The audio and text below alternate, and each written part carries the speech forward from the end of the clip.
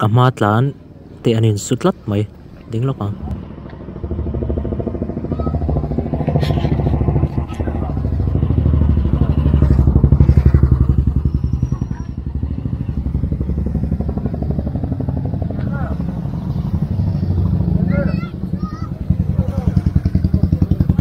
adin su mi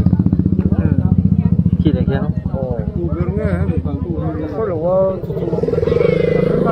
Ken zol trong orang kal ni ho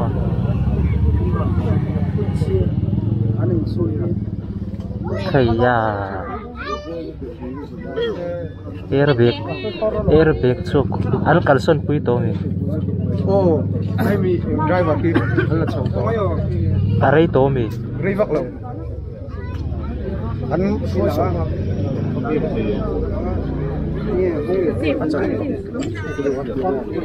Hey, ente. airbag khi cho tép cho nó về được không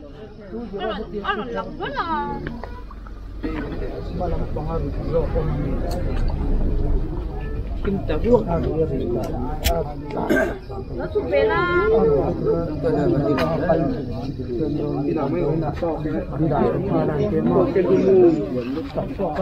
là đôi mình thì ngay còn khi là con đi thì ăn một cái gì là sẽ là vào làm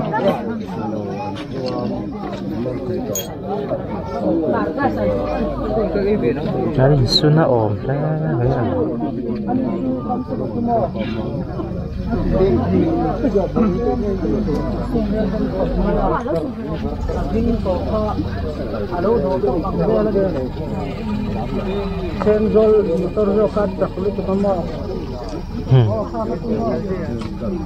Asu herlok di nanya gitu.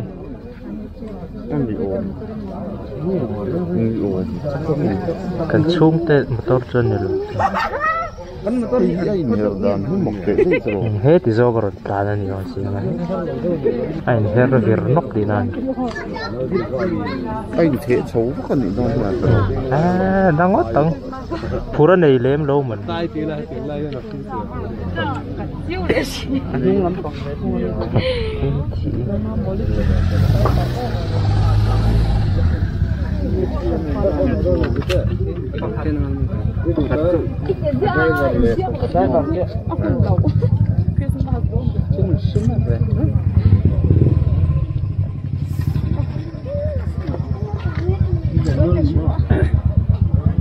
Siam về nuôi chung ai thôi.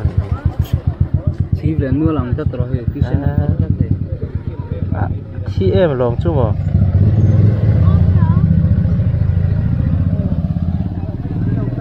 Airbag cho ở thiệp rất là nhiều.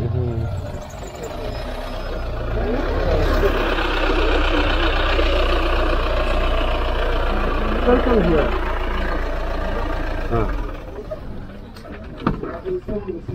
cần năng